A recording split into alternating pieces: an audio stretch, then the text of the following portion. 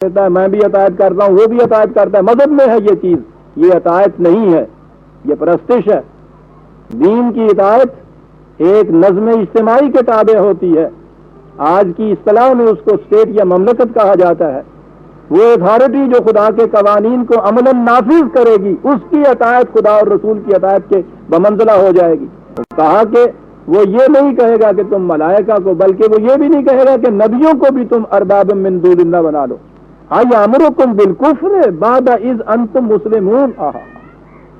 کہتا ہے کہ جب کہ تم مسلم ہو چکے ہو تو کیا اس کے بعد وہ تمہیں کفر کی طرف لے جائے گا؟ کیا بات ہے! کفر اور اسلام میں حد امتیاز ہی یہ ہے کہ کفر میں انسان اپنی اطاعت دوسرے انسان سے کراتا ہے، اسلام میں کوئی فرد دوسرے سے اپنی اطاعت نہیں کراتا، خدا کے حکام کی اطاعت کراتا ہے۔ یہ ہے اسلام اور یہ ہے کفر۔ اور اس نے کہا کہ یہ چیز نئی نہیں ہے، پہلے دن سے یہی دین تھا جو ہم نے دیا، ہر نبی کو دیا۔ اور اس کے بعد یہ کہا کہ یہ چیز اس نبی کی زندگی تک ہی نہیں، نہ ہی اس کی ذات تک محدود ہے، یہ سلسلہ رشد و ہدایت اسی طرح سے آگے چلتا جائے گا۔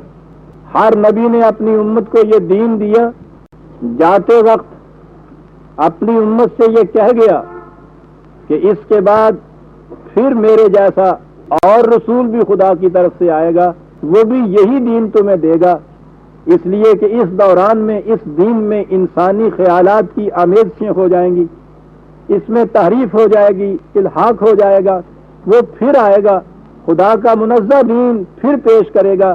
جب وہ آئے تو یہ نہ کہنا کہ ہم اپنی گروہ بندی کے اوپر رہیں گے، تمہاری بات نہیں مانیں گے، وہ بھی خدا کا یہی دین دے گا جو میں دے رہا ہوں، پھر اس کی بات ماننا۔ آپ نے دیکھا کہ یہ کس طرح سے ایک مسلسل سلسلہ آ رہا ہے، اور اسی طرح سے آگے بڑھتے چلے جانا۔ ہر نیا آنے والا رسول اسی دین کی تجدید کرے گا، اسی کو دوبارہ دے گا اپنی اصل غیر محرف منزہ معرہ شکل کے اندر، اس پہ ایمان لانا، اس کی بات ماننا، وہ وہی ہوگی بات جو میری بات ہے، اور یوں سلسلہ آگے چلاتے چلے جانا۔ یہ جو آپ کو مختلف مذاہب ملتے ہیں دنیا میں، یہ کیوں مختلف مذاہب ہو گئے؟ خدا کی اس تلقین کی خلاف ورزی سے۔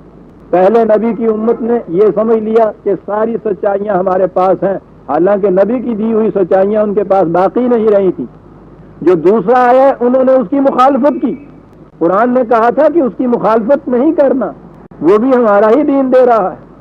کس انداز میں قرآن یہ بات کرتا ہے کہ وَإِذْ أَخَذَ اللَّهُ مِيثَاقَ النَّبِيِّينَ لَمَا آتَيْتُكُم مِّن كِتَابٍ وَحِكْمَةٍ ثُمَّ جَاءَكُمْ رَسُولٌ مُصَدِّقٌ لِّمَا مَعَكُمْ لَتُؤْمِنُنَّ بِهِ وَلَتَنصُرُنَّهُ۔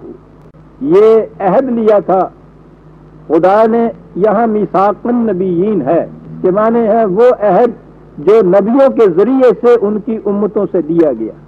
ہر امت سے یہ عہد لیا تھا ان کی نبی کی وساطت سے خدا نے کہ تمہیں ہم نے کتاب اور حکمت دی ہے، قوانین دیے ہیں، قوانین کی غرض و غائب سمجھا دی ہے۔ یاد رکھو، اس کے بعد جب یہ ہو کہ اس میں انسانی آمیزشیں ہو جائیں تو پھر ہمارا کوئی رسول آئے، یاد رکھیے وہ جو یہاں بیان مفہوم یہ لیا جاتا ہے کہ مقصد نبی اکرم صلی اللہ علیہ وسلم سے ہے آخری رسول آئے، وہ بات نہیں ہے۔ جاءکم رسول ہے، نکرہ ہے۔ اس کے بعد جب بھی کوئی اور رسول آئے، مصدق لما معکم، پہچان کیا ہوگی کہ وہ رسول خدا ہی کا رسول ہے، وہ سچا کر دکھائے گا اس تعلیم کو جو تمہیں دی گئی ہے۔ تو اب آپ دیکھ لیجئے کہ پھر اختلاف کی تو بات نہ ہوئی۔ خدا کی طرف سے آنے والے رسول کی پہچان یہ ہے اس کی صداقت کی کہ وہ خدا کی طرف سے پہلی صداقتوں کی تصدیق کرتا ہوا آتا ہے۔ جب وہ یہ آئے تو لَتُؤْمِنُنَّ بِهِ، پھر تم نے اس پہ ایمان لانا۔ آپ دیکھتے ہیں کہ گروہ بندانہ جکڑ بندیوں کو کیسے توڑ رہا ہے قرآن۔ یہ نہ کہہ دینا کہ نہیں ہمارے ہی پاس صداقت ہے، ہم کسی اور کو نہیں ماننے کے لیے تیار، نہ۔ لَتُؤْمِنُنَّ بِهِ کی بات ماننا، وَلَتَنصُرُنَّهُ، پھر اس کی نصرت کرنا، پھر اس کی مدد کرنا۔ قَالَ أَأَقْرَرْتُمْ، پھر خدا ان سے پوچھتا تھا کہ کیا تم اس کا اقرار کرتے ہو؟ وَأَخَذْتُمْ عَلَىٰ ذَلِكُمْ إِصْرِي، اس کے اوپر وہ ان سے پکا عہد لیتا تھا خدا کا ایک عہد تھا یہ جو ان امتوں سے لیا جاتا تھا کہ ہم اس رسول کی مدد کریں گے، اس پہ ایمان لائیں گے. قالوا اقررنا، اور وہ کہتے تھے کہ ہم اقرار کرتے ہیں، اس لیے کہ یہ چیز ان کے ایمان کا جز بن جاتی تھی، جزو ایمان ہو جاتی تھی. قال فاشهدوا وانا معكم من الشاہدین. اس کے بعد خدا ان سے کہتا تھا کہ اب اس بات کی نگرانی کرنا تم نے. شہادہ کے معنی کسی چیز کا نگران ہونا ہوتا ہے. تم نے اقرار کیا ہے تو اس کی اب نگرانی کرنا تم نے، اور میں بھی دیکھوں گا، نگرانی کروں گا کہ تم ایسا کرتے ہو یا نہیں کرتے. فمن تولی بعد ذلک فاولئک هم الفاسقون. جو اس اقرار کے بعد پھر گریز کی راہیں نکالے اور اعراض برتے اس سے، تو پھر یوں سمجھ لیجئے کہ وہ صحیح پیٹرن سے الگ ہو گیا. دیکھیے یہاں فاسقون کا لفظ کیسا عجیب آیا ہے. آپ کو یاد ہوگا میں نے بتایا کہ فسق کس کو کہتے ہیں؟ ہر پھل اپنے اوپر کے چھلکے کے اندر نشو و نما پاتا ہے. آم کا چھلکا ہوتا ہے، اندر وہ آم نشو و نما پاتا ہے. اگر کسی وقت ایسی صورت ہو کہ اندر کا جو اس کا مادہ ہے، گودا ہے اس کا، وہ اس چھلکے کو توڑ کے دوسری طرف نکلنا چاہے تو آپ جانتے ہیں کہ پھل سڑ جاتا ہے. اپنے پیٹرن کو توڑ کر کسی اور طرف کو نکل جانا، اسے عربی زبان میں فسق کہتے ہیں. تولا کے معنی اعراض برتنا، روگردانی کرنا، کسی دوسری طرف نکل جانا. جو ایسا کرے گا تو پھر وہ اس پیٹرن سے، اس کھول سے نکل جائے گا جس کے اندر اس کی نشو و نما ہو سکتی ہے. پھر یہ پھل گل سڑ جائے گا، نشو و نما پا کر تکمیل کو نہیں اپنے پہنچ سکتا. اس کا طریقہ یہی ہے کہ یہ جو پیٹرن خدا نے تجویز کیا ہے اس کے اندر رہتے ہوئے آگے بڑھتے چلے جاؤ. دونوں آیتوں کو پھر سامنے لائیے. ما کان لبشر ان یؤتیہ اللہ الکتاب. دین یہی، اسی کا اقرار ہر امت سے لیا گیا تھا، کسی ایک رسول تک مختص اور محدود نہیں تھا. اب اس کے بعد ایک چیز اس میں اور آ گئی جو وضاحت طلب ہے. یہ کہا یہ ہے کہ خدا نے کتاب اور حکم اور نبوت دی. کتاب اور نبوت ہمارے اس دور میں عجیب عجیب قسم کے نئے نئے شاخسانے سامنے آتے. ان میں سے ایک تو یہ ہے کہ خدا کی طرف سے جو نبی آتا ہے، کچھ وہ ہوتے ہیں جن کو کتاب ملتی ہے، کچھ وہ ہوتے ہیں جن کو کتاب ہی نہیں ملتی، بغیر کتاب کے ہی آ جاتا ہو. کیا کہا جائے اس ذہن کو؟ بار بار ادھر آنا پڑتا ہے. نظر یہ آتا ہے کہ قومیں زوال پہ چلی جاتی ہیں تو ان کی ذہنیت بھی اتنی پست ہو جاتی ہے کہ اتنی سی بات سمجھ میں نہیں آتی. خدا کی طرف سے رسول آتا ہے، پیغام بر آتا ہے، پیغام بر آتا ہے، پیغام نہیں لاتا. چٹھی رساں آتا ہے، چٹھی نہیں لاتا. سوچئے تو صحیح، کبھی تصور بھی یہ آ سکتا تھا کہ خدا کی طرف سے ایک مبعوث ہو کوئی اور اس کے ساتھ خدا کی طرف سے کوئی پیغام نہ لائے، نبوت ہو اور کتاب نہ ہو اس کے ساتھ؟